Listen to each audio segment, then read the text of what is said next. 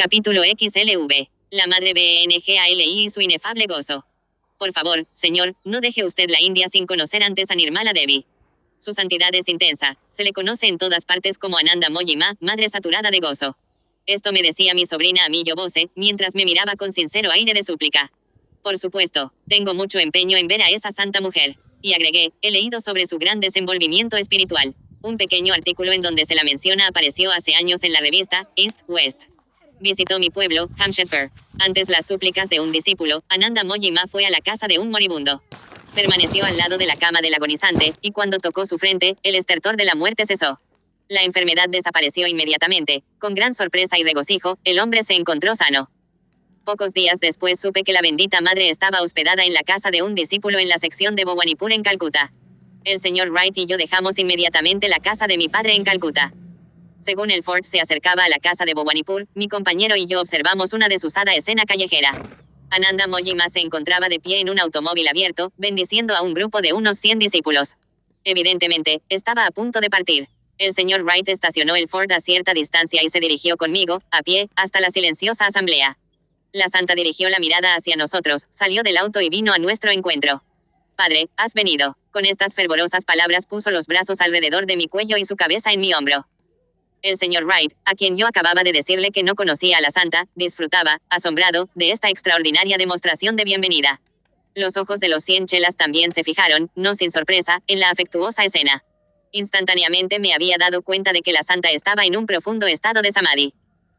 Completamente olvidada de su compostura externa como mujer, tenía solo conciencia de su alma inmutable. Desde ese plano, ella saludaba gozosamente a otro devoto de Dios. Me condujo de la mano a su automóvil. Ananda Moyi Ma, estoy retardando tu partida, protesté. Padre, es nuestro primer encuentro en esta vida. Dijo, por favor, no se vaya todavía. Nos acomodamos en el asiento trasero del automóvil. La bienaventurada madre entró pronto en un estado de inmóvil éxtasis. Sus hermosos ojos miraban el cielo, e inmóviles sondeaban el siempre lejano paraíso interno. Los discípulos clamaron suavemente, Victoria a la Madre Divina. Yo me había encontrado en la India con muchos hombres de realización espiritual, pero nunca con una mujer santa de tan alta y elevada exaltación. Su gentil rostro estaba iluminado con el gozo inefable que le había valido el nombre de Madre Bendita. Largas y negras trenzas colgaban sueltas tras su cabeza descubierta.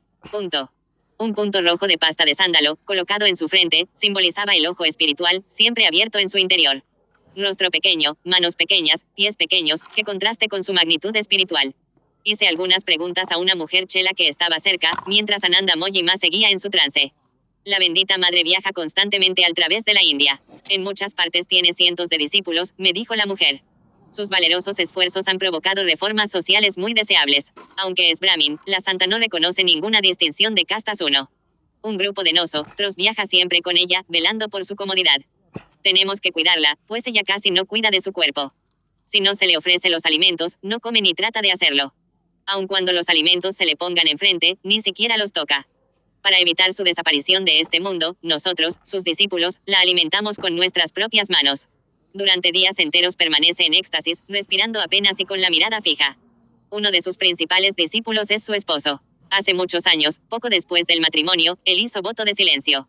La discípula me señaló a un hombre de anchas espaldas, de muy buenas facciones, de cabello largo y de barba canosa.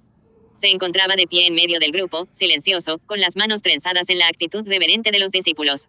Refrescada por su inmersión en el infinito, Ananda Moyi Ma dirigía ahora su conciencia al mundo material. Padre, por favor, dígame, ¿dónde radica usted? Su voz era clara y melodiosa. Por ahora, en Calcuta o Ranchi, pero pronto volveré a América. América, sí, una mujer santa de la India sería sinceramente estimada allá por los buscadores de lo espiritual. ¿Le gustaría a usted ir? Si el padre me lleva, voy. Esta contestación causó cierta alarma entre los discípulos que nos rodeaban. 20 de nosotros o más, viajamos con la bendecida madre, me dijo uno de ellos. No podemos vivir sin ella, a donde quiera que vaya iremos nosotros.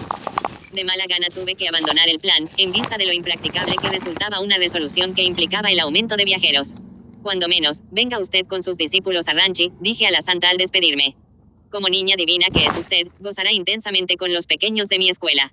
Cuando el padre me lleve, yo iré gustosa. Poco tiempo después, la Vidyalaya de Ranchi estaba engalanada por la anunciada visita de la santa. Los chiquillos, ansiosos, veían venir un día de asueto, sin lecciones, sin horas de música y, para colmo, una fiesta. Victoria, Ananda Moyi Ma, Ki Hai. Este canto, repetido por las entusiastas y alegres gargantas de los niños, daba la bienvenida a la santa cuando ella y su comitiva llegaron a las puertas de la escuela. La bendita madre caminaba sonriente sobre los apacibles terrenos de la Vidyalaya, llevando siempre consigo su paraíso portátil. Pasó por entre lluvias de amapolas, retumbar de címbalos, el ronco sonido de los caracoles y el batir de los tambores, en Mridanga. Es esto hermoso, muy hermoso, dijo graciosamente Ananda Moyi Ma, cuando la conduje al edificio principal. Tomó asiento a mi lado, con su dulce y graciosa sonrisa de niña. Lo hacía sentirse a uno como en presencia de la más antigua y buena amiga. Sin embargo, una aura de lejanía y aislamiento flotaba siempre en torno de ella, el paradójico aislamiento de la omnipresencia. Por favor, cuénteme algo acerca de su vida. El padre lo conoce todo, ¿para qué repetirla? Evidentemente sentía que los hechos actuales y físicos de una encarnación no tenían ninguna importancia. Yo sonreí ligeramente, volviendo a repetir nuevamente mi pregunta. Padre, hay poco que decir. Extendió sus graciosos y pálidas manos en un gracioso ademán de desenfado. Mi conciencia nunca se ha asociado o mezclado con mi cuerpo material, temporal. Antes de que yo viniera a este mundo, era la misma. Cuando pequeña, era la misma. Llegué a la pubertad y seguí siendo la misma. Cuando la familia donde he nacido hizo arreglos para que este cuerpo se casara, seguí siendo la misma. Y cuando mi esposo, embriagado de pasión, vino hacia mí con tiernas palabras y tocó mi cuerpo, recibió un violento choque, como si hubiera recibido una descarga eléctrica. Pero hasta en ese caso, yo seguí siendo la misma. Mi esposo se arrodilló ante mí, juntó las manos e imploró mi perdón. Madre, me dijo, a causa de haber profanado tu templo temporal, tocándolo con la idea lasciva, sin saber que dentro de él mora, no mi esposa, sino la Madre Divina, hago este juramento solemne. Yo seré tu discípulo, seré tu feligrés célibe, velando por ti siempre, en silencio, como un sirviente. Nunca volveré a hablar a nadie mientras viva, y que esto me reconcilie contigo y se lave el pecado que hoy he cometido contra ti, mi gurú. Aun cuando acepté tranquilamente este ofrecimiento de mi esposo, era la misma. Y, Padre, ahora, frente a ti, soy la misma. Y de aquí en adelante, aun cuando la danza de la creación cambie mi alrededor en las salas de la eternidad, yo seguiré siendo la misma. Ananda Moyi Ma se sumió en profundo éxtasis, su forma era la de una estatua. Había volado, obedeciendo el continuo llamado del cielo. Los oscuros estanques de sus ojos aparecían sin vida y estaban vidriosos. Esta expresión se presenta con frecuencia, cuando los santos retiran la conciencia del cuerpo físico, que es entonces más parecido que nunca a una pieza de arcilla. Permanecimos juntos durante una hora, en ese trance extático. Ella volvió a este mundo con una graciosa sonrisa.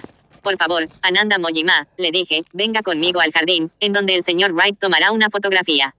Por supuesto, padre, su voluntad es la mía. Sus preciosos ojos retenían aún su brillo divino cuando posaba para que le tomasen algunas fotografías. La hora de la fiesta. Ananda Moyi Ma se acomodó sobre la manta que le servía de asiento. Un discípulo estaba a su lado para alimentarla como si se tratara de un niño. Obedientemente, la santa tomaba el alimento, después de que su chela se lo ponía en los labios. Era evidente que la madre no distinguía entre los curries y los dulces, frutas secas, etc. Cuando cayó la tarde, la Divina Madre se marchó con su comitiva, en medio de una lluvia de pétalos de rosas, con las manos elevadas en signo de bendición para todos los pequeñuelos que la rodeaban, y cuyos rostros estaban iluminados por el efecto que, sin esfuerzo, había la santa despertado en ellos. Amarás, pues, al Señor tu Dios de todo corazón, y de toda tu alma, y de toda tu mente, y de todas tus fuerzas. Cristo dijo, este es el principal mandamiento. 2. Habiendo desechado todo apego inferior, Ananda Moyi Ma ofrecía su alianza única al Señor. No por las distinciones de los eruditos, sino por el seguro y largo sendero de la fe, la santa, pura como un niño, había resuelto el único problema de la vida, estableciendo su unidad con Dios. El hombre ha olvidado esta rígida simplicidad, ahora oscurecida por 1.000.000 de obstáculos. Rehusando el amor monoteísta a Dios, las naciones disfrazan su infidelidad con el acendrado respeto hacia los cultos externos de la caridad. Estos actos humanitarios son virtuosos, porque por un momento distraen la atención del hombre de sí mismo, pero no lo liberan de su única responsabilidad de la vida y a la cual se refiere Jesús como su primer mandamiento. La altísima obligación de amar a Dios es asumida por el hombre desde su primer aliento, concedido libre ampliamente por su único benefactor. Después de la visita de la Santa a Ranchi, tuve la oportunidad de ver de nuevo a Ananda Moyi Ma. Unos meses más tarde, en efecto, la hallé rodeada de sus discípulos, en el andén de la estación de Serampore, esperando la llegada del tren. Padre, me voy a los Himalayas, me dijo. Discípulos generosos me han construido una ermita en Dehradún. Cuando ella subió al tren, me maravillé de ver que, aún en medio de la multitud, en un tren, caminando, o sentada en silencio, sus ojos no se separaban jamás de Dios. Aún sigo oyendo su voz dentro de mí, con eco de inconmensurable dulzura. Contempla, ahora y siempre una con el Eterno. Soy siempre la misma. Fin. Notas al margen. 1. Encontré más hechos sobre la vida de Ananda Moyi Ma en la revista East, West. La santa había nacido en 1893, en Dhaka, parte central de Bengala. Aun cuando inculta, ha sorprendido a los intelectuales con su sabiduría. Sus versos en sánscrito han asombrado a los eruditos. Ha llevado consuelo a personas desvalidas y efectuado curas milagrosas con su sola presencia. 2 Marcos, 12:30. Capítulo XLVI. La mujer yogi que nunca come. Señor, ¿hacia dónde nos dirigimos esta mañana? El señor Wright, que conducía el automóvil, desvió los ojos del camino el tiempo suficiente para lanzarme una mirada escrutadora. Día tras día, se encontraba ante la incógnita de saber qué parte de Bengala iba a descubrir a continuación. Si Dios lo desea, contesté devotamente, este camino nos llevará a conocer una octava maravilla del mundo, una santa mujer cuyo único alimento es el aire puro. Las maravillas se repiten. Y después de Teresa Newman. Pero, de todos modos, Mr. Wright rió de buena gana y hasta aceleró la marcha del automóvil. Más datos para su diario de viaje. Evidentemente, no se trataba de un turista ordinario. Acabábamos de dejar atrás la escuela de Ranchi, pues nos habíamos levantado antes de la salida del sol. Aparte de mi secretario y yo, iban en el viaje 3 amigos bengalíes. Todos bebimos en el aire regocijado el vino natural de la mañana. Nuestro conductor guiaba el auto cuidadosamente, por entre grupos de campesinos madrugadores, y las carretas de 2 ruedas, movidas lentamente por bueyes de enormes jorobas, se inclinaban como disputando el camino a los intrusos. Señor, nos gustaría saber más acerca de la santa que ayuna de este modo. Su nombre es Giribala, informé a mis compañeros. La primera vez que oí hablar de ella, fue a un profesor, Stitilal Nundi, quien solía venir a la casa de Gurpan Road a instruir a mi hermano Vishnu. Conozco bien a Giribala, me dijo Stiti Babu. Emplea cierta técnica de la yoga que la capacita para vivir sin alimento alguno. Era su vecino más próximo en Nawabganj, cerca de Ichapur 1. Me propuse enfrentemos a un oponente, debemos conquistarlo por el amor. Alguno, líquido o sólido. Mi interés subió a tal punto que, finalmente, me dirigí al Maharaja de Burdwan II, rogándole que realizase una investigación. Él, maravillado por la historia, invitó a la santa a su palacio. Allí aceptó ella una prueba que se le propuso, y duró 2 meses encerrada en una pequeña sección de su propia casa. Más tarde volvió al palacio, donde efectuó una visita de 20 días, después de los cuales sufrió una tercera prueba de 15 días. El propio Maharaja me dijo que estos 3 rigurosos escrutinios lo habían convencido más allá de toda duda del asombroso poder de la mujer y de su capacidad de no probar jamás alimento. Esta historia de Stiti Babu ha permanecido grabada en mi memoria por espacio de más de 25 años, concluí. A veces, en América, yo pensaba si el río del tiempo se llevaría en sus aguas eternas a la Yogini 3 antes de que yo tuviera oportunidad de conocerla. A esta fecha, debe ser ya muy anciana. Ni siquiera sé si vive todavía o dónde. Pero dentro de algunas horas llegaremos a Purulia. El hermano de la santa tiene una casa allí. Hacia las 10:30, en efecto, nuestro pequeño grupo conversaba con el hermano, Lambadar Ley, un abogado de Purulia. Sí, mi hermana vive. Algunas veces permanece aquí conmigo, pero en estos momentos se encuentra en nuestra casa familiar en Biur. Lambadar Babu contempló nuestro automóvil con aire dubitativo. Mucho me temo, Swamiji, que jamás automóvil alguno haya penetrado en el interior hasta un lugar tan lejano como Biur. Creo que sería mucho mejor que se resignaran ustedes al antiguo bamboleo de la carreta de bueyes. Uniendo sus voces, todo el grupo se lanzó en defensa del orgullo de Detroit, protestando lealtad. El Ford viene de América, informé al abogado. Sería realmente vergonzoso privarle de la oportunidad de que conociera el corazón de Bengala. Que Ganesh 4 os acompañe, dijo Lambadar Babu riendo, y luego añadió cortésmente, si llegan, estoy seguro de que Giribala se alegrará mucho de verlos a todos. Se aproxima ya a los 70 años de edad, pero continúa disfrutando de excelente salud. Informadme, señor, por favor, si es realmente cierto que jamás come nada. Le miré directamente a los ojos, esas reveladoras ventanas del alma. Es verdad, su mirada era abierta y honesta. Por espacio de más de 5 décadas, no la he visto probar un solo bocado. Si, repentinamente, el mundo se viniera abajo, yo no me asombraría tanto como lo haría en el caso de ver comer a mi hermana. Todos nos reímos ante la improbabilidad de estos 2 acontecimientos cósmicos. Giribala nunca ha buscado una soledad inaccesible para sus prácticas de yoga, siguió diciendo Lambadur Babu. Ha vivido toda su vida rodeada por su familia y por sus amigos, y todos están más que acostumbrados a su extraño estado. No existe uno de ellos que no se viera sumido en la más profunda estupefacción si viera a Giribala decidiese repentinamente comer algo. Mi hermana vive, naturalmente, en retiro, como corresponde a una viuda hindú, pero nuestro pequeño círculo de Purulia y de Biur sabe perfectamente que es una mujer excepcional, en toda la extensión de la palabra. La sinceridad del hermano era manifiesta. Nuestra pequeña partida le dio las más efusivas gracias y se dirigió de inmediato a Biur. Nos detuvimos en una tienda para comprar curry y luchis, atrayendo una multitud de urchins, que se reunieron en torno de Mr. Wright, para verlo comer con los dedos, según la sencilla usanza hindú 5. Un gran apetito nos obligó a fortalecernos para las vicisitudes de una tarde que, aunque desconocida de momento, prometía ser bastante laboriosa. Nuestro camino se dirigía ahora a través de campos de arroz quemados por el sol, hacia la sección Burdwan de Bengala. Marchábamos por caminos flanqueados por densa vegetación. Las canciones de los mainas y de los bulbuls de adornado cuello brotaban de los árboles, que lucían grandes follajes y ramazones semejantes a una sombrilla. De vez en cuando, nos topábamos con una carreta de bueyes, y el rini, manju que salía chillonamente de sus ejes o de los aros de hierro que guarnecían las ruedas. ¿Cuántos mangos nacerán para pasar desapercibidos? Parafraseé yo y malograr su dulzura sobre la dura tierra. No existe nada semejante a esto en los Estados Unidos, Swamiji. Río Saish Masundar, uno de mis estudiantes bengalíes. No, admití, cubierto de jugo de mango y de felicidad. Cómo he extrañado este fruto en Occidente. Un cielo hindú sin mangos, es algo inconcebible. Recogí una piedra y con ella hice descender a una orgullosa belleza que se escondía en una de las más altas ramas.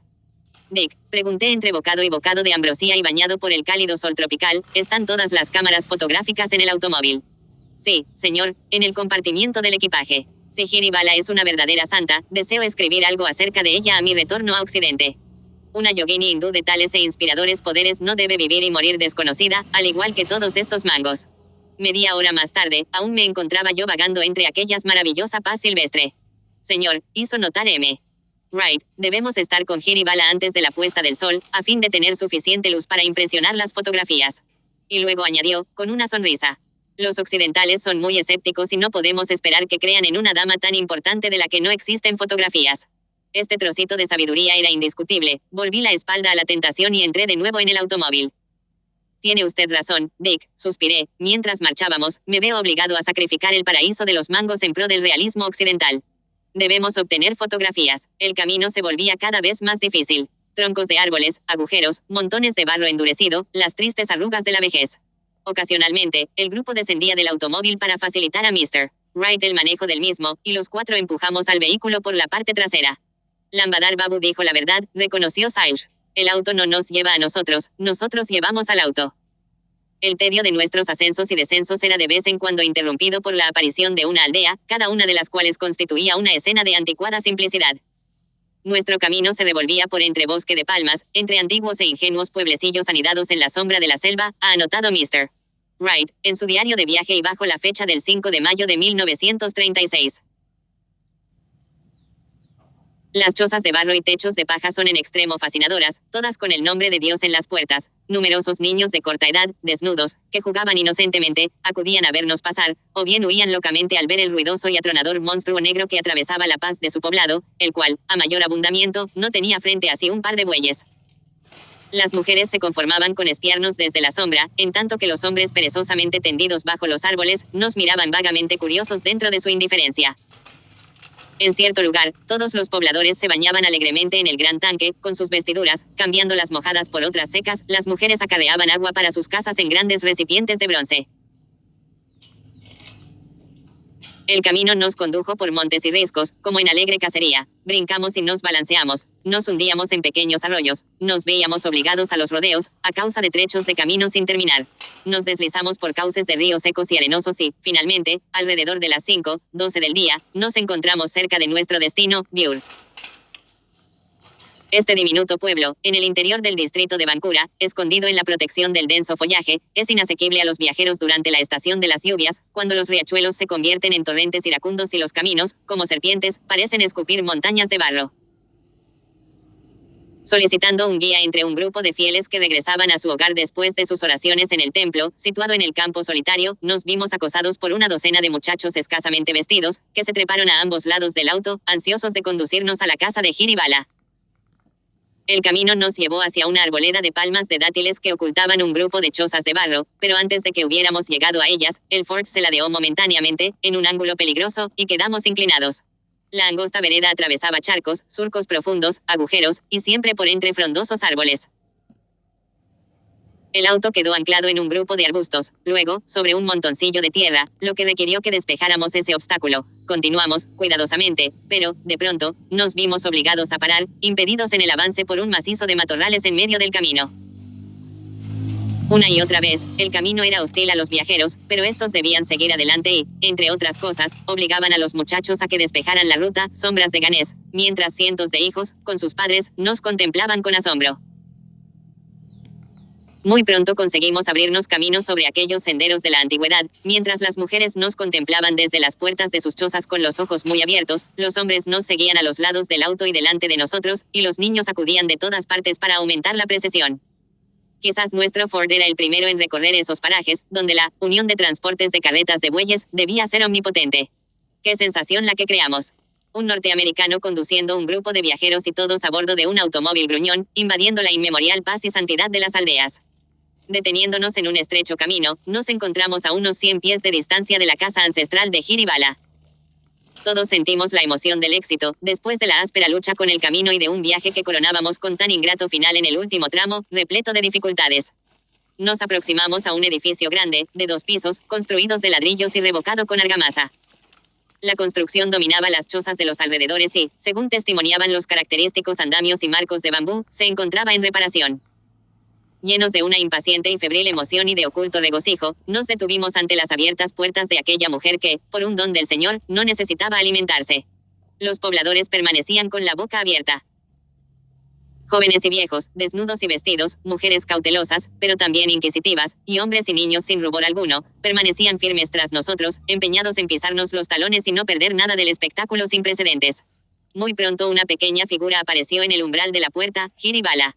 Estaba envuelta en una tela de seda de color de oro opaco. Según la usanza de la India, se acercó con modestia y con un ademán vacilante, mirándonos tímidamente por debajo del pliegue superior de la tela de su suadesi. Sus ojos brillaban como rescoldos en la sombra que producía en su rostro la prenda de su cabeza. Todos nos vimos arrebatados por un rostro lleno de bondad y benevolencia extraordinarias, un rostro de positiva realización, de absoluta comprensión, libre de las manchas del apego por las cosas terrestres. Tímidamente, se acercó y asintió que le tomáramos fotografías fijas y de cinematógrafo 6.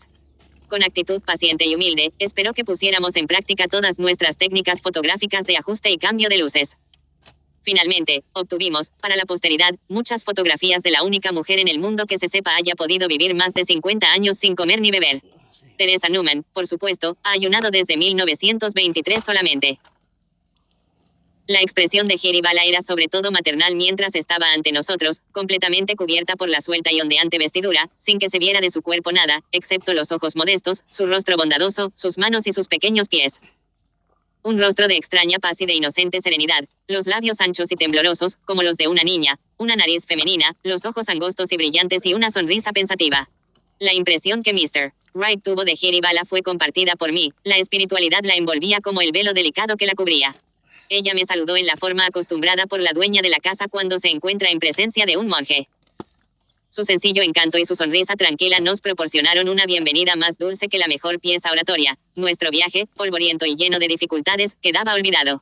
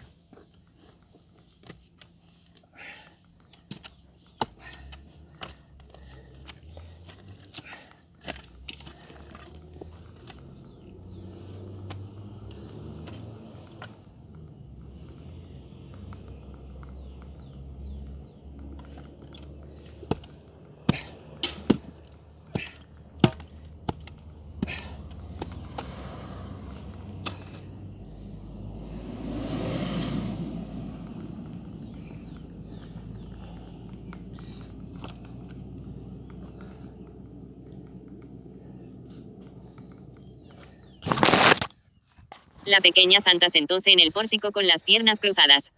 Aunque demostraba las naturales señales de su avanzada edad, no se veía extenuada, su piel aceitunada había permanecido limpia y saludable, y su tono era nítido. Madre, dije en bengalí, durante más de 25 años he pensado con ansiedad en el momento de esta peregrinación. Oí hablar por primera vez de vuestra sagrada vida Astiti Lal Nundi Babu. Ella asintió, en señal de reconocimiento. Sí, mi buen vecino en Nawabganj. Durante estos años he cruzado los mares, pero nunca he olvidado mi primitivo plan de que algún día podría veros. El drama sublime que, de modo tan modesto, estáis viviendo aquí, debe ser conocido y proclamado ante un mundo que ha olvidado el divino alimento interior. Durante un minuto, la santa levantó los ojos, sonriendo con sereno interés. Baba, reverendo padre, ¿sabe lo que es mejor?, contestó humildemente. Yo era feliz de que ella no se hubiese considerado ofendida. Uno nunca sabe cómo van a reaccionar los yogis o yoginis ante la idea de la publicidad. Por lo general, la evitan, deseando continuar en silencio la meditación profunda del alma. Cuando llega la hora, una autorización interna les hace ofrecer sus vidas abiertamente, para beneficio de las almas que buscan la verdad. Madre, continué, perdonadme entonces que os abrume con tantas preguntas. Os suplico que respondáis solamente aquellas que deseéis, sabré comprender vuestro silencio cuando lo haya. Ella extendió las manos en un gesto lleno de gracia. Responderé gustosa, por más que me considero demasiado insignificante para ofrecer respuestas satisfactorias. Oh, no, insignificante, no. Protesté sinceramente. Sois una grande alma. Soy una humilde sirvienta para todos, agregó de un modo singular. Me gusta en extremo cocinar y alimentar a los demás. Extraño pasatiempo, pensé yo para una santa que jamás come. Decidme, madre, quiero oírlo de vuestros propios labios, vivís sin probar jamás alimento alguno. Sí, es verdad. Permaneció en silencio durante algunos momentos. Su siguiente comentario reveló que había estado haciendo cálculos durante ese lapso. Desde la edad de 12 años y 4 meses, hasta mi presente edad de 68, o sea, durante un periodo de más de 56 años, no he probado alimento ni bebido ningún líquido. No sentís jamás la tentación de probar los alimentos. Si experimentara algún deseo de comer, me vería, sin duda, obligada a hacerlo. Con sencillez y, no obstante, de un modo regio, expresó esta verdad axiomática, bien conocida, por cierto, en un mundo que gira en torno de 3 comidas al día. Pero usted debe comer algo. Mi tono era de súplica. Desde luego, sonrió, en rápida comprensión. Vuestra nutrición se deriva de las más finas energías del aire y de la luz $7, y del poder cósmico que recarga de energía vuestro cuerpo por medio de la médula oblongada. Baba lo sabe. Una vez más había expresado su conformidad, con su manera suave y enfática. Madre, por favor, relatadme algo acerca de los primeros años de vuestra vida. Hay en ello un gran interés para toda la India y aún para todos nuestros hermanos y hermanas de allende los mares. Ginibala hizo a un lado su reserva habitual y se dispuso a hablar con animación. Así sea, su voz era baja y firme. Yo nací en estas selváticas regiones. Mi niñez nada tiene de excepcional, aparte de que durante mis primeros años me dominaba un insaciable apetito. Fui desposada siendo muy joven. Niña, solía decirme mi madre, trata de gobernar tu gula. Cuando llegue el momento en que te veas obligada a vivir entre extraños, con la familia de tu marido, ¿qué van a pensar de ti si ven que tus días están solo ocupados por la preocupación de la comida? La calamidad que ella había previsto se realizó. Contaba solamente 12 años cuando me reuní con la familia de mi marido en Nawabganj. Mi suegra solía avergonzarme de mañana, tarde y noche por mis hábitos de glotonería. En realidad, sus regaños eran bendiciones disfrazadas, puesto que supieron despertar mis tendencias espirituales adormecidas. Cierta mañana, el escarnio de que solía hacerme objeto no reconoció misericordia. Voy a probarte muy pronto, díjele yo entonces, movida a rápida decisión que no volveré a tomar alimento alguno mientras viva. Mi suegra se rió de lo absurdo de la decisión. Vaya, dijo. ¿Y cómo puedes vivir sin comer nada, cuando ni siquiera puedes vivir sin comer demasiado? Esta observación era incontestable. No obstante, una resolución de hierro se había apoderado de mi espíritu. Buscando un lugar apartado, me dirigí a mi Padre Celestial. Señor, rezaba incesantemente, enviadme un gurú, un maestro que me enseñe a vivir de tu luz y no de los alimentos de la tierra. Un divino éxtasis se apoderó de mí. Guiada por un beatífico embrujo, me dirigí al Ghat de Nawabganj en el Ganges. En el camino hallé al sacerdote de la familia de mi esposo. Venerable señor, le dije confiadamente, ¿podríais indicarme cómo puedo vivir sin comer?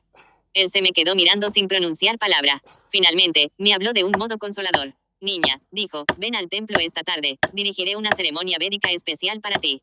Esta ambigua respuesta no era lo que yo buscaba, continué mi camino hacia el Ghat. El sol de la mañana penetraba las aguas, me purifiqué en el Ganges, como si estuviera ante la perspectiva de alguna iniciación sagrada. Al salir del río, envuelta en mis empapadas ropas, mi maestro, en la plena luz del día, se materializó ante mí. Pequeña querida mía, dijo con una voz de amante compasión, soy el gurú enviado por Dios para satisfacer tus ardientes plegarias. Él se vio profundamente conmovido por su desusado carácter. Desde hoy, vivirás exclusivamente de la luz astral y todos los átomos de tu cuerpo se verán alimentados por la infinita corriente. Kiribala guardó silencio. Yo tomé el lápiz y el cuaderno de notas del señor Wright y escribí, en inglés, algunos datos que le informarían de las palabras de la santa. Ella reanudó su relación con voz apenas audible. El GAT estaba desierto, pero mi gurú dispuso en torno nuestro una nube o aura de luz protectora, a fin de que no nos viéramos molestados por otros probables bañistas. Me inició en una técnica de cría que libera al cuerpo de la dependencia de los alimentos groseros de los mortales. La técnica incluye el empleo de cierta mantra 8 y un ejercicio respiratorio más difícil del que cualquier persona normal podría practicar. No hay de por medio ninguna magia ni medicina, nada más que la cría. A la manera del periodista norteamericano que, sin saberlo, me había enseñado sus procedimientos, pregunté a Kiribala sobre muchos asuntos que pensé serían de interés para el mundo. Me dio, frase por frase, la siguiente información. Nunca he tenido hijos, hace ya muchos años que me convertí en viuda. Duermo muy poco, ya que dormir y velar son para mí la misma cosa. Medito por la noche y durante el día atiendo a mis deberes domésticos. Apenas si siento el cambio de clima de estación a estación. Jamás he estado enferma ni experimentado ninguna dolencia. Cuando me hago daño accidentalmente, experimento muy poco dolor. No tengo excreciones corporales. Puedo gobernar mi corazón y mi respiración. A menudo, veo, en forma de visiones, a mi gurú y a otros grandes espíritus. Madre, pregunté, ¿por qué no impartís a otros el método de vivir sin necesidad de comer? Mis ambiciosas esperanzas para los millones de hambrientos en el mundo fueron cortadas apenas nacieron.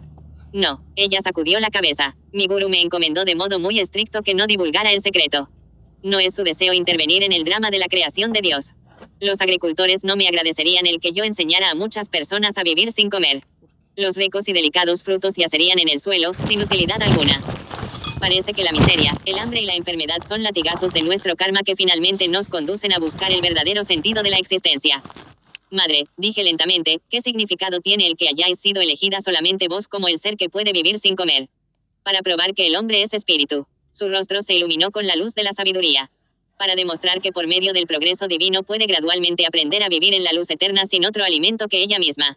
La santa se sumió en un estado de profunda meditación. Su mirada se había vuelto introspectiva, las gentiles profundidades de sus ojos perdieron toda expresión. Exhaló un suspiro, el preludio del trance extático que carece de respiración. Por un momento, había volado al reino donde no existen las preguntas, el cielo de la felicidad interior. Las sombras tropicales habían caído ya. La luz de una pequeña lámpara de petróleo temblaba sobre los rostros de algunos aldeanos que reposaban silenciosamente en las sombras. Las fugitivas luciérnagas y las distantes lámparas de aceite tejían caprichosos dibujos en la oscuridad aterciopelada de la noche. Era la dolorosa hora de la partida, un lento y tedioso viaje esperaba al pequeño grupo.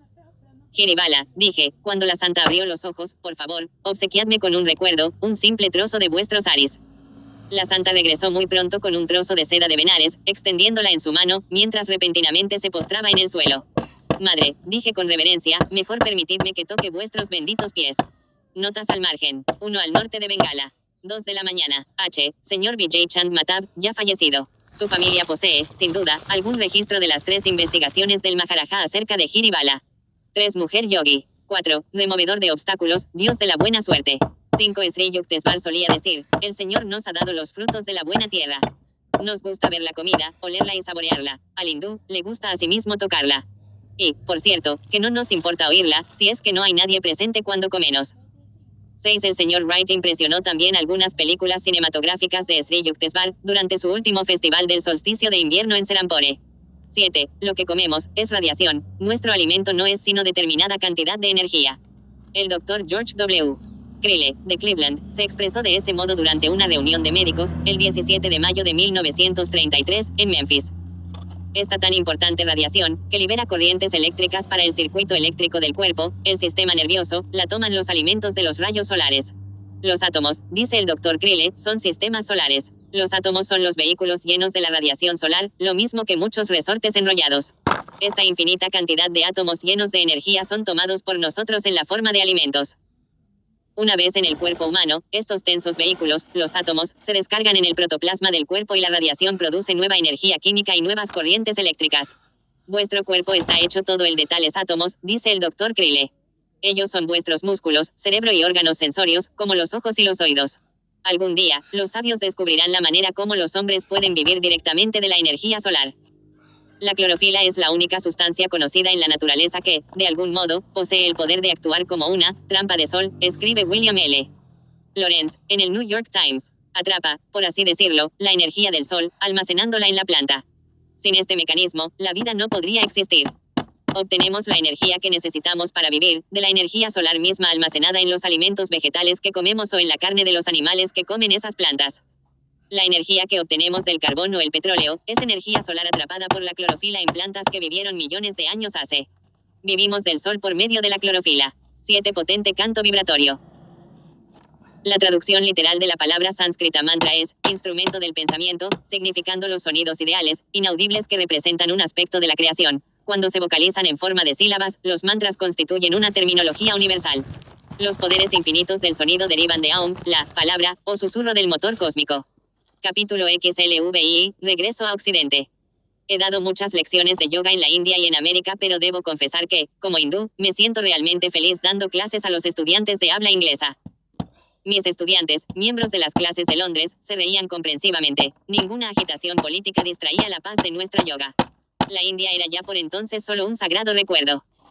Estamos en el mes de septiembre de 1936. Me encuentro en Inglaterra para cumplir compromisos, contraído 16 meses antes, para volver a dar conferencias en Londres. Inglaterra también es receptiva para el imperecedero mensaje del yoga. Los redactores de los periódicos y los fotógrafos inundaron mi alojamiento en Grosvenor House.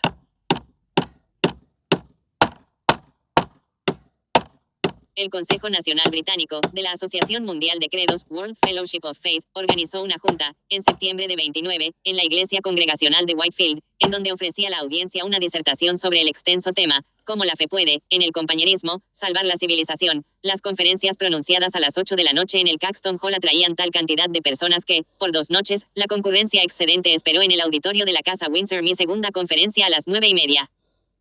Las clases de yoga crecieron de tal modo durante las siguientes semanas, que el señor Wright se vio obligado a hacer arreglos para trasladarnos a un local más amplio. La tenacidad inglesa tiene una admirable expresión en las relaciones espirituales. Los estudiantes londinenses de yoga se organizaron lealmente y por sí mismos en centros de la Asociación de Autorrealización, después de mi salida, manteniendo sus juntas regulares de meditación cada semana, al través de los años aciagos de la guerra. Semanas inolvidables en Inglaterra, días de paseos en Londres, luego en sus hermosas campiñas.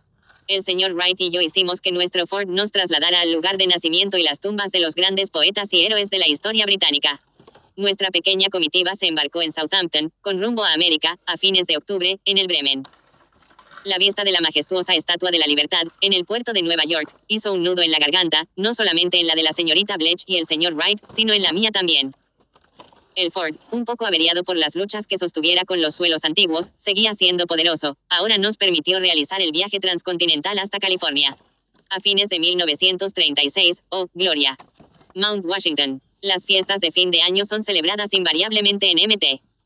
Washington con una meditación colectiva de 8 horas el 24 de diciembre, Navidad espiritual, y al día siguiente, con un banquete, Navidad social. Las festividades de este año fueron aumentadas por la presencia de muy queridos amigos y estudiantes que vinieron de ciudades distantes para dar la bienvenida a los 3 viajeros. Las festividades de Navidad incluían el obsequio de golosinas traídas desde 15.000 millas de distancia para este evento especial. Hongos Gucci de cachemira, latas de rasagulla y pulpa de mango, bizcochos de papar y un aceite de la flor india que daba un sabor delicioso a nuestros helados. La noche nos sorprendió agrupados alrededor de un enorme y resplandeciente árbol de Navidad, cerca del fuego de la chimenea, donde chisporroteaban las llamas, brotando de trozos de aromático ciprés. La hora de los regalos, presentes traídos de los más distantes rincones de la tierra. Palestina, Egipto, India, Inglaterra, Francia, Italia. Con cuánta minuciosidad había contado el señor Wright nuestro equipaje en cada aduana y punto de embarque, para que las raterías no fueran a disponer de aquellos presentes, que ya venían destinados a nuestras personas queridas de América.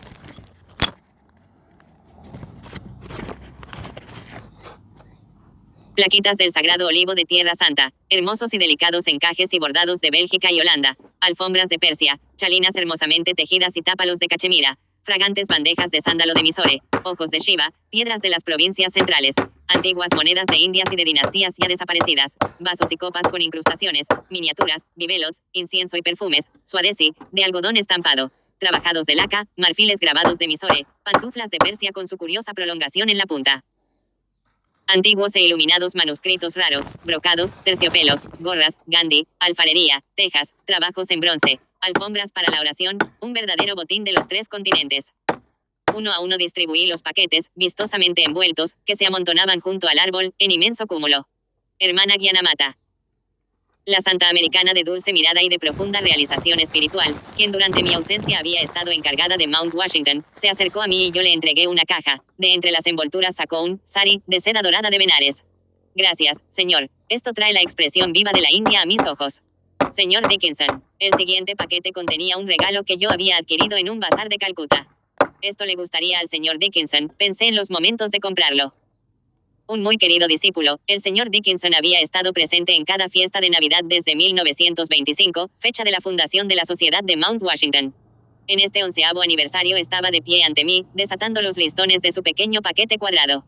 La copa de plata. Luchando con la emoción contempló el regalo, una alta copa. Sentóse un poco retirado de donde estábamos, contemplando ensimismado el objeto. Le sonreí con cariño antes de reasumir mi papel de Santo Claus. La noche cerróse en una oración al dador de todos los regalos, luego, un grupo cantó villancicos. Poco después, el señor Dickinson y yo charlábamos. Señor, me dijo, permítame que le dé las gracias por su regalo, la copa de plata. En la noche de Navidad no pude encontrar palabras para expresárselo. Traje ese regalo especialmente para usted. Durante 43 años he estado esperando la copa de plata. Es una historia larga de contar, y me la he reservado durante largo tiempo. El señor Dickinson me miró tímidamente. El principio de la historia es dramático. Yo me estaba ahogando. Mi hermano mayor me lanzó, por jugar a un estanque de 15 pies de profundidad, en un pueblo pequeño del estado de Nevada.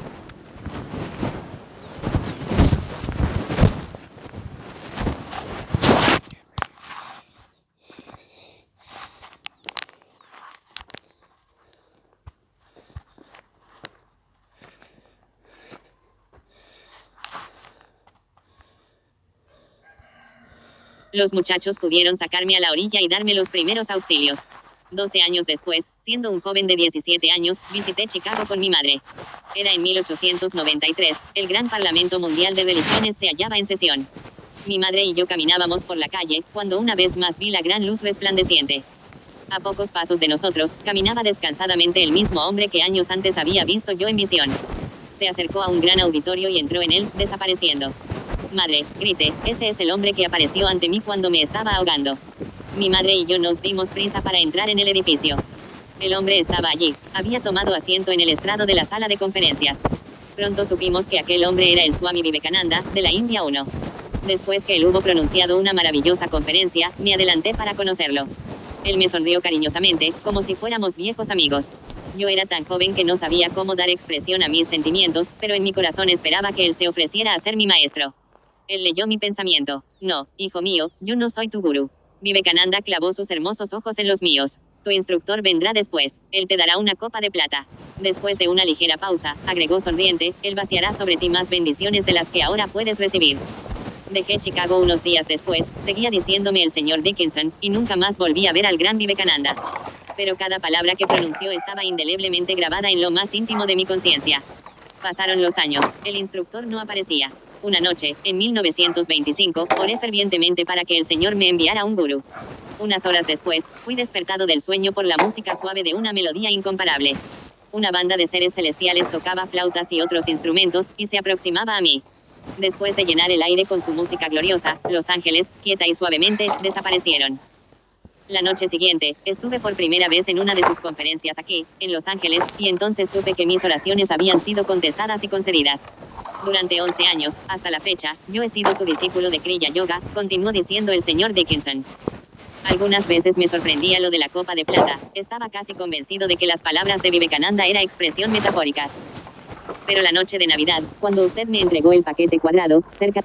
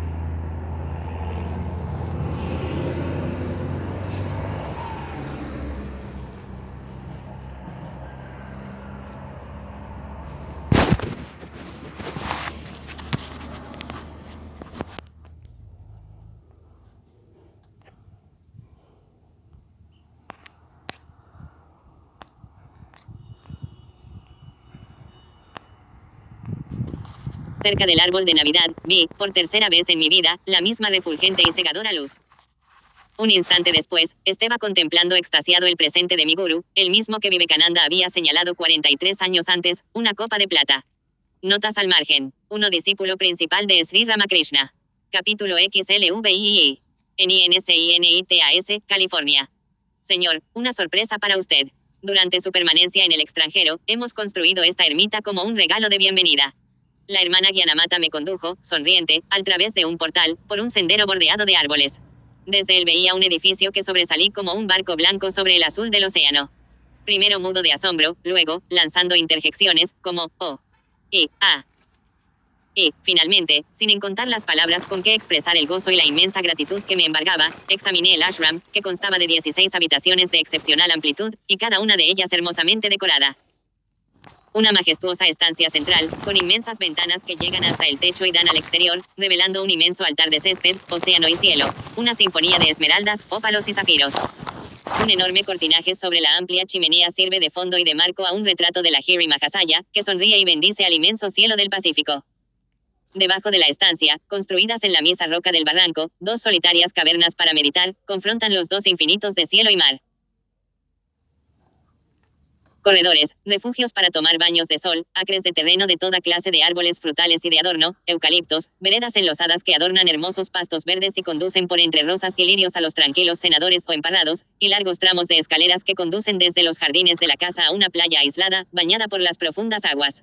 ¿Cuándo hubo un sueño más concreto?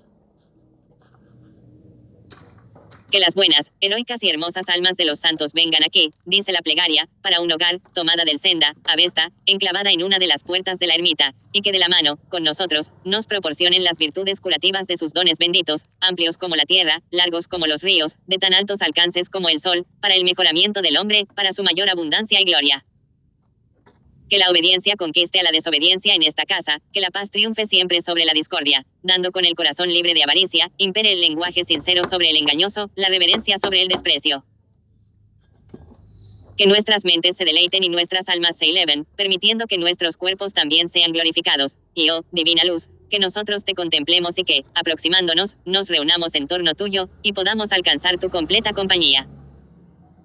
Esta ermita de la Asociación de Autorrealización se hizo posible merced a la generosidad de algunos de los discípulos americanos, hombres de negocios con tremendas responsabilidades que, no obstante, se dan tiempo para sus prácticas de Kriya Yoga. Ni una sola palabra respecto de la construcción de la ermita se permitió que llegara a mis oídos durante mi estancia en la India y Europa. Acontecimiento extraordinario y delicioso. Durante mis primeros años en América, había recorrido toda la costa de California en busca de un sitio aislado para una ermita junto al mar, y siempre que hallé algún lugar aparente, algún obstáculo se interpuso para decepcionarme. Mirando ahora sobre los extensos acres de terreno de Encinitas I, humildemente confirmé la realización de la profecía de Sri Yukteswar, hecha sin esfuerzo hacía ya mucho tiempo, una ermita junto al mar. Pocos meses después, en 1937, celebré en los mismos prados de Encinitas el primero de mis servicios religiosos a la salida del sol. Como ante el mago antiguo, algunos cientos de estudiantes, asombrados, contemplaban devotamente el milagro diario del rito del primer fuego solar bajo el cielo del este. Al oeste yace el inmenso océano Pacífico, que susurra su solemne plegaria, y a lo lejos, en aquellos momentos, un pequeño y blanco barco de vela y el vuelo solitario de una gaviota. Cristo, tú te has elevado, no solo en el sol vernal, sino en la eterna aurora del espíritu. Felices meses volaron luego, en la paz de belleza perfecta, fui capaz de completar en la ermita un trabajo largamente planeado, los cantos cósmicos. Adapté al inglés y a la música occidental unas 40 canciones, algunas originales y otras adaptadas de antiguas melodías. Entre ellas está incluido el canto de Shankara, Ni nacimiento ni muerte.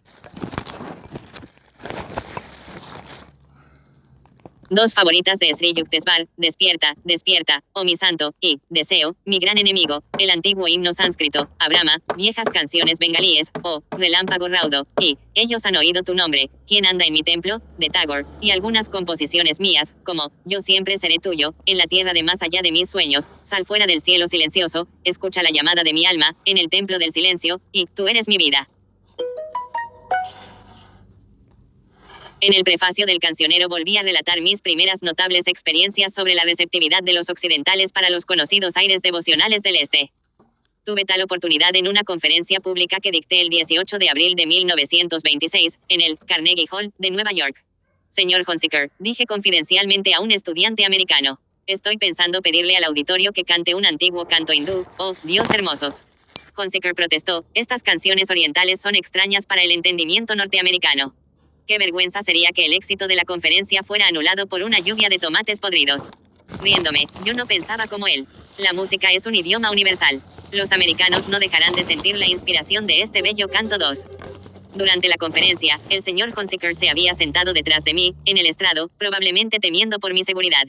Sus dudas eran infundadas.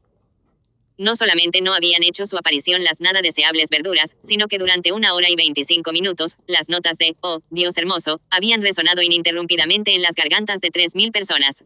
Basta, mis queridos neoyorquinos. Sus corazones se habían elevado con un simple plan de regocijo. Esa misma noche, numerosas curaciones divinas se efectuaron entre los asistentes y devotos, que cantaban con amor el bendito nombre del Señor. La vida reclusa de un trovador literario no fue nunca mi papel. Pronto me hallé dividiendo mi tiempo entre Los Ángeles y Encinitas, ocupado por servicios religiosos, clases dominicales, conferencias ante clubes y colegios, entrevistas con los estudiantes, absorbidos por la continua correspondencia, los artículos para la revista East, West, y la dirección de las actividades en la India y de muchos centros pequeños en ciudades americanas. También dedicaba mucho tiempo a la instrucción de Kriya y otras enseñanzas de la Asociación de Autorrealización para los lejanos buscadores e investigadores de los estudios yogísticos, cuyo celo y anhelo no reconocen ninguna limitación de espacio. Las sombras de la próxima carnicería empezaban a extenderse sobre el mundo, ya los oídos podían escuchar los lúgubres tambores de guerra. Durante mi entrevista con miles de personas en California y a través de la amplia correspondencia mundial, me daba cuenta de que tanto los hombres como las mujeres hurgaban intensamente en sus corazones. La trágica inseguridad externa había reforzado la necesidad de una áncora salvadora. Ciertamente que hemos aprendido el valor de la meditación, me escribía en el año de 1941 el jefe del centro de la Asociación de Autorrealización de Londres. Ya sabemos que nada puede perturbar nuestra paz interna. En estas últimas semanas, durante las reuniones, hemos oído las alarmas de las incursiones aéreas, y escuchado las explosiones de las bombas, pero, no obstante, nuestros estudiantes se reúnen aún y gozan ampliamente de nuestro hermoso servicio. Otra carta me llegó de la destrozada Inglaterra, justamente un poco antes de que los Estados Unidos entraran en el conflicto. Con palabras noblemente patéticas, el Dr. L.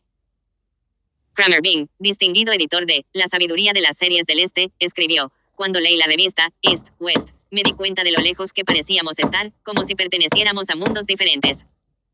La hermosura, el orden, la calma y la paz me venían de Los Ángeles, entrando a puerto como un barco cargado con las bendiciones y confortación del Santo Grial a una ciudad sitiada. Veo como en un sueño sus plantaciones de palmeras y el templo de encinitas, que el océano abraza y las montañas rodean, y en todo ello, la cofradía de hombres y mujeres espirituales en la comunidad unificada, absorta en el trabajo creador y henchida de contemplación. Ese es el mundo de mi propio deseo, por la construcción del cual espero aportar mi pequeño grano, y ahora. Probablemente nunca llegaré en cuerpo a sus playas doradas ni adoraré en su templo. Pero ya es algo haber tenido tal visión y saber que en medio de la guerra hay una paz que mora a sus puertas, entre sus vallas y montañas. Saluda toda la hermandad de un solado común, que escribe desde su atalaya esperando la aurora. Los años de guerra trajeron el despertar espiritual de muchos hombres que en la diversidad de sus ocupaciones nunca tuvieron la ocurrencia de incluir entre ellas el estudio del Nuevo Testamento. Un dulce destilado de las amargas hierbas de la guerra. Para satisfacer la demanda creciente, una inspiradora y graciosa iglesia de todas las religiones, de la Asociación de Autorrealización, fue construida e inaugurada en el año de 1942, en Hollywood. El sitio en que está construida da frente a la Loma de los Olivos y al Planetario de Los Ángeles. La iglesia está acabada en azul, blanco y dorado, y su silueta se refleja en un espejo de agua rodeada de jacintos. Los jardines esplenden de flores y entre ellos vense asustadizos venados en piedra, una pérgola.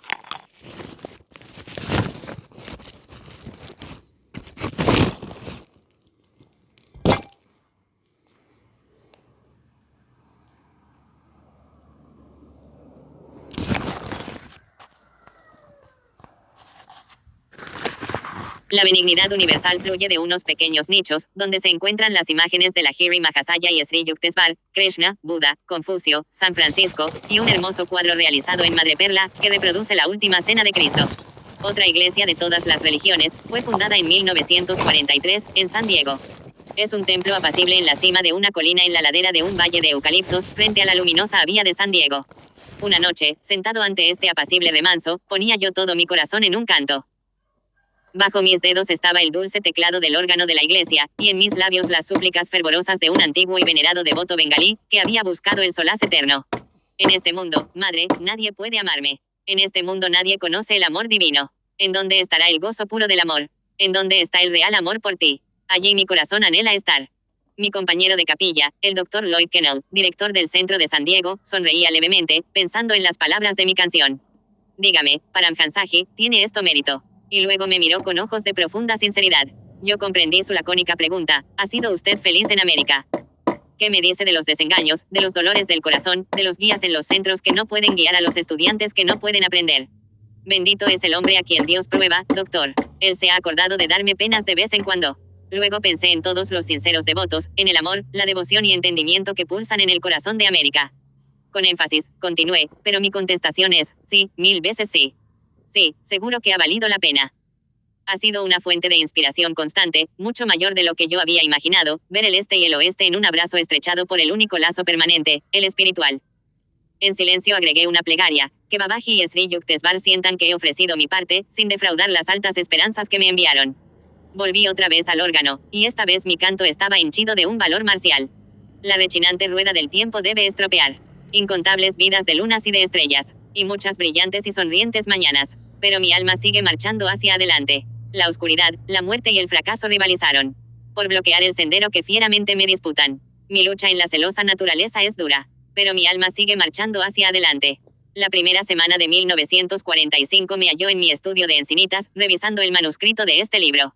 Paramhansaji, por favor, salga un momento. El Dr. Lewis, visitante procedente de Boston, me suplicaba desde afuera, al través de la ventana, que saliera. Pronto caminamos juntos bajo los rayos del sol. Mi compañero me mostraba las nuevas torres en su proceso de construcción a lo largo de los senderos de la asociación, cercanos a la carretera de la costa. Señor, noto que se han realizado algunas mejoras desde mi última visita. El Dr. Lewis viaja 2 veces al año de Boston a Encinitas. Sí, doctor, un proyecto que desde hace mucho tiempo planeé comienza a tomar forma definitiva. En este hermoso ambiente he principiado a construir, en miniatura, una pequeña colonia del mundo. La fraternidad es un ideal que mejor se comprende por ejemplo que por la teoría.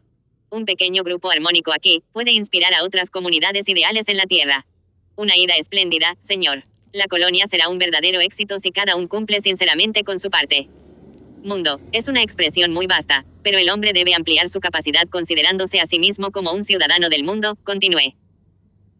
Una persona que realmente siente lo siguiente: el mundo es mi hogar, es mi América, mi India, mis Filipinas, mi Inglaterra, mi África, etc., nunca carecerá de espacio para una vida feliz y útil. Su orgullo localista tendrá una expansión sin límites, y estará en contacto con todas las corrientes universales creadoras. El Dr. Lewis y yo nos detuvimos junto al estanque del Loto, cercano a la ermita. Debajo de nosotros se extendía el inconmensurable Pacífico. Estas mismas aguas golpean las riberas del oeste y del este, en California y en China. Mi compañero arrojó una pequeña piedra en la primera de los 70 millones de millas oceánicas. Encinitas es un lugar simbólico para formar una colonia universal. Es verdad, doctor, preparemos aquí muchas conferencias y congresos de religión, invitando delegados de todas partes del mundo. Las banderas de todas las naciones ondearán en nuestras salas. Templos en miniatura serán construidos en nuestros terrenos, dedicados a cada una de las principales religiones del mundo.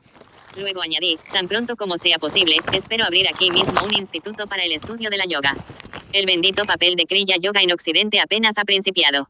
Que todos los hombres lleguen a saber que existe una técnica, científica y definida de autorrealización, para tramontar todas las miserias humanas. Ya entrada la noche, mi querido amigo, el primer Kriya Yogi en América, discutió conmigo la necesidad de establecer colonias mundiales sobre bases espirituales. Las dolencias atribuidas a una antropomórfica abstracción llamada sociedad pueden ser fundadas más realísticamente a la puerta de cada hombre. La utopía tiene que brotar en el pecho individual antes de que pueda florecer como una verdad cívica. El hombre es una lama, no una institución. Su interna reforma es la única que puede dar existencia permanente a las externas. Creada en los valores espirituales de autorrealización, una colonia que ejemplifique la fraternidad, tiene poder para enviar vibraciones inspiradoras más allá de su recinto local. El 15 de agosto de 1945 terminó la Segunda Guerra Mundial. Fin de un mundo. Alborear de una enigmática edad atómica. Los residentes de la ermita se reunieron en el salón principal para una oración de gracias. Padre Celestial, que esto no vuelva a suceder. Que de aquí en adelante tus hijos marchen como hermanos. Había pasado la tensión de los años de guerra, nuestros espíritus se solazaban en el sol de la paz. El océano, tú eres grave. Para el servicial, eres servicio. Para el amante, tú eres amor. Para el triste, tú eres el consuelo. Para el yogi, tú eres la bendición. Oh, Dios hermoso, oh, Dios hermoso. A tus plantas me rindo.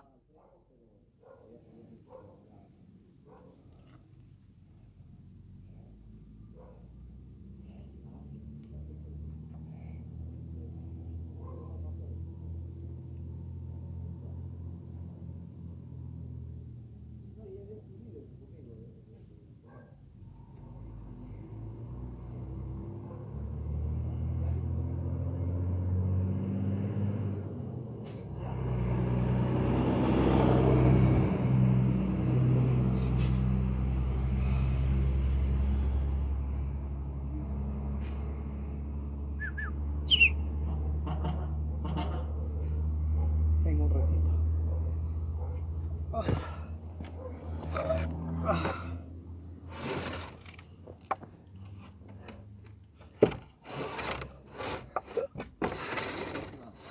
¿Qué hace? ¿Ah? ¿Qué hace? ¿Cómo anda la misión? Avanzando. Cercando para que no pasen por ahí. ¿O qué? Sí, toca. Bueno, ahí le comparto 3 principios de esa misión. Ajá. Oye, métalo sagazmente y sabiamente a los que crea que estén preparados. Y con los líderes que tenga precaución porque no sé que le rajen. Oye, 1, Levítico 15. El que eyacula el semen se vuelve inmundo.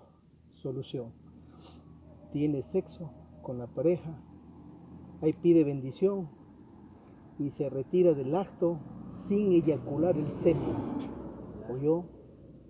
Práctica para hoy noche, para cuando tenga, por el resto de la vida. Si quiere trancarse para el reino de los cielos, irse para allá, jamás en la vida va a volver a eyacular el semen.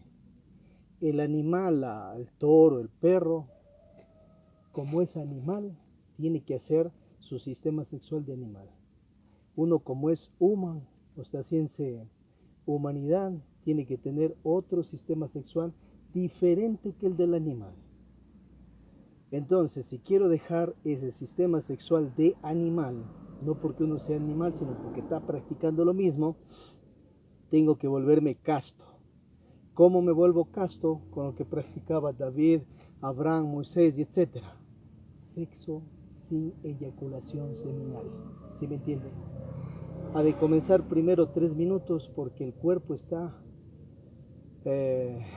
acostumbrado a un sistema sexual de animal. Entonces primero comienza 3 minutos y se retira y no eyacula, ni dentro de la pareja, ni en las sábanas. No ha de ir a escupir justamente en tremenda sabiduría. Bueno, no eyacula ni por ningún lado. Del órgano sexual del varón no sale una gota de semen ni espermas. La dama, si quiere volverse casta, tiene el acto sexual y no bota su vitriolo líquido o semen femenino, que lo tienen a 5 o 7 centímetros de las glándulas de esquena. Si ella se eyacula, hacen el esquertín, entonces caen como el varón en eyaculadera seminal y no van para el reino de los cielos. Pero esto no le va a obligar a la persona, a la pareja, que ya te vuelve casto, porque esos son grados de conciencia. El que quiere seguir practicando el mismo sistema sexual del reino animal, que lo haga, pero no va a ir para el reino. ¿Por qué? Porque se desenergetiza, ¿oyó? Y si me desenergetizo, entonces no vibro para allá, para el sol, para los cielos, etc. Cuando va a practicar esto, va a hacer unas creaciones internas que les van a hacer brillar ahí arriba en los cielos. Le va a ayudar a desarrollar eso que desarrolló Moisés, Abraham, etc. Jamás en la vida vuelve a eyacular el semen. Momento que ya practica esto, comienza a ascender en lo espiritual. Momento que vuelve a la eyaculadera, baja de los cielos y de la columna se queman ciertos nadis porque se desenergetiza. Entonces, para terminar esta parte de acá, es como una hidroeléctrica. Si yo la paro la hidroeléctrica, no va a generar energía, no hay luz, como ahora. Si yo pongo en actividad la hidroeléctrica, siempre va a haber luz para esas ciudades y todo lado. Acá vive la persona en oscuridad, el que no transmute energía, ¿oyó? Vive una oscuridad energética por dentro y a nivel conscientivo. Entonces, si quiero darme vida, tengo que ser como el sol, energético, no para. Tengo el acto sexual y no eyaculo las semen. Cuando se atletice, seguirá 5 minutos, 30 minutos, 1, 2, 3 horas de acto sexual. Cuando logra eso, la pareja recién disfruta de la dicha sexual, la mujer. Sino como el gallo, track, suben, eyaculan y hasta luego. Eso lo hace el animal. Capítulo XLIX, los años 1940-1951. Hemos comprendido realmente el valor de la meditación y sabemos ya que nada puede perturbar nuestra paz interior. Entonces, Bajroli Mudra. En las últimas semanas, hemos escuchado durante nuestras reuniones las llamadas de alerta de las sirenas, anunciando las incursiones aéreas del enemigo y la explosión de bombas de acción retardada, pero nuestros estudiantes continúan reuniéndose y disfrutando plenamente de nuestros hermosos oficios. Estas líneas llenas de valor, provenientes del coordinador del Centro de Self-Realization Fellowship en Londres, aparecen en una de las numerosas cartas que recibí durante los años que precedieron a la participación de los Estados Unidos en la Segunda Guerra Mundial, desde una Inglaterra y Europa devastadas por la conflagración. El Dr. L. Cranmer, Dean de Londres, conocido editor de la serie The Wisdom of the East, me escribió lo siguiente en 1942. Al leer la revista East, West 1, tomé conciencia de la enorme distancia que parece separarnos. Es como si moráramos en dos mundos diferentes. Cual un navío que, arribando al puerto, trae consigo las bendiciones y el consuelo del Santo Grial para una ciudad sitiada, llegan a mí desde Los Ángeles la belleza, el orden, la calma y la paz. Veo, como en un sueño, vuestro bosquecillo de palmeras y el templo en Encinitas, con su vista al océano y las colinas. Y, por sobre todo, evoco esa fraternidad de hombres y mujeres que persiguen una vida espiritual, esa comunidad basada en la unidad, dedicada al trabajo creativo, y nutrida por la contemplación. Saludos a todos los miembros de la hermandad, de un simple soldado que escribe desde su atalaya, esperando el amanecer. 13, 14 años, en el estado de California, varios nuevos templos de Self-Realization Fellowship iniciaron sus actividades en la década de 1940. La Iglesia de todas las religiones, en Hollywood, construida por los miembros de SRF y consagrada en 1942, un templo en San Diego, en 1943, y otro en Long Beach 2, en 1947. 2 años más tarde, en 1949, una de las propiedades más hermosas del mundo, un verdadero paraíso de flores, situado en el distrito de Pacific Palisades, en Los Ángeles, fue donado a Self-Realization Fellowship. El terreno, aproximadamente 4 hectáreas, forma un anfiteatro natural, rodeado de verdes colinas. Una extensa laguna de vertiente, cual joya azul engastada en la diadema de los cerros, le ha dado al lugar el nombre de Santuario del Lago. La propiedad cuenta con un pintoresco molino de viento holandés, cuyo interior alberga una apacible capilla. Y en las cercanías de un jardín situado bajo el nivel del suelo, el salpicar del agua de una gran rueda hidráulica emite una música mesurada. 2 estatuas de mármol, traídas de la China, adornan el lugar. Una representa a Buda, y la otra a Kuan Yin, la personificación china de la Madre Divina. En la cúspide de una de las colinas, desde la cual desciende una cascada, puede verse una estatua de Cristo, de tamaño natural. En la noche, su rostro sereno y su túnica ondulante iluminados por reflectores atraen las miradas. Con ocasión del 30º aniversario de la fundación de Self-Realization Fellowship en América 3 en 1950, se construyó en el Santuario del Lago, un monumento a la paz mundial, dedicado a la memoria del Mahatma Gandhi. Una porción de las cenizas del Mahatma, enviada desde la India, fue depositada como reliquia en un milenario sarcófago de piedra instalado en el lugar. El Centro de Self-Realization Fellowship 4 denominado India Center fue fundado en Hollywood en 1951, con la celebración de una ceremonia de inauguración en la cual participaron el vicegobernador de California, Goodwin J. Knight y el cónsul general de la India,